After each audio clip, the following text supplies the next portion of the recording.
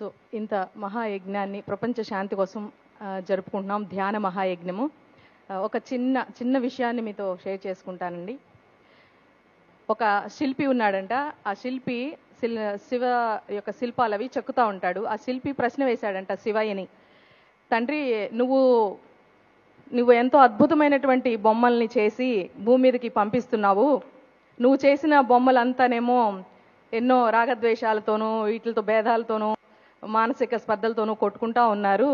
నేను చేసిన బొమ్మల్ని తీసుకెళ్ళి ఎక్కడో పెట్టి పూజ చేస్తున్నారు, ఇదేమిటి అని చెప్పేసి శిల్పి శివుణ్ణి ప్రశ్నించాడంట.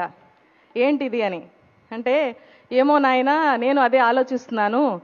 చక్కగా వాళ్ళకి జన్మనిచ్చిన తల్లిదండ్రుల ద్వారా పుట్టినప్పటి నుంచే జ్ఞానాన్ని ఇవ్వడానికి ప్రయత్నం చేశాను. కొంత నడక వచ్చి కొంచెం జ్ఞానం తెలుసుకోవడానికి గురువుల్ని ఇచ్చాను. అలాగే శరీరం అది బాగుండటం కోసం వాళ్ళకి సాధనలు నేర్పేటువంటి సాధక గురువుల్ని ఇచ్చాను, బోధక గురువుల్ని ఇచ్చాను. ఇంతమందిని ఇస్తూ ఆనందంగా ఉండి వాడు ఆనందంగా బ్రతుకుతుంటే వాడిలో నన్ను చూసుకొని నేను ఆనందంగా ఉండాలని నేను ఈ సృష్టిని చేశాను. కానీ తీరా చూస్తే వీళ్ళంతా ఇలా ఉన్నారు, ఏం చేయాలి అని ఏం చేయాలో నాకు తెలియట్లేదంటే మరి దీనికి పరిష్కారం ఏంటి అని అడుగుతాడనమాట ఆ శిల్పి. ఏం లేదు నాయన, నాలాగా అందరూ కళ్ళు మూసుకొని ఆయన ధ్యానం చేసేటప్పుడు త్రిశూలాన్ని పక్కన పెట్టేస్తారు. తెలుసు కదా మనందరికీ. త్రిశూలంలో ఉండేవి ఏంటండి? త్రిగుణాలు.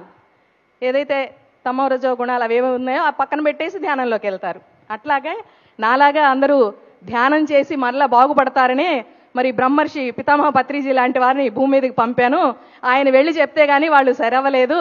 కాబట్టి ఈ రోజు చూస్తున్నాను, నాకు ఆనందంగా ఉంది, మొత్తానికి బిడ్డలందరూ లైన్లో పడ్డారు అని చెప్పేసి అన్నారట. మరి అలాగా మనం ఆ ధ్యానం గురించి తెలిపినటువంటి బ్రహ్మర్షి పితామహ పత్రిజీ గారికి ఒక్కసారి కర్తాళ ధ్వనులతో ధన్యవాదాలు తెలుపుకుంటూ, మరి ఈ కార్యక్రమంలో నేను ఇంత ఇదిగా చేయడానికి నాకు సహకరించిన రాధా మేడంని ఒక్కసారి, చక్కగా ఉండి నీకు ఇక్కడ కొంచెం ఇవేమీ పద్ధతులు తెలియవు, నువ్వు ఇలా ఉండాలి అలా ఉండాలని చెప్పి నాకు చాలా సహాయం చేశారు. సో మరి మెడిటేషన్ టైం అవుతుందండి, మనం మెడిటేషన్ చేసుకుందాం. Thanks for support.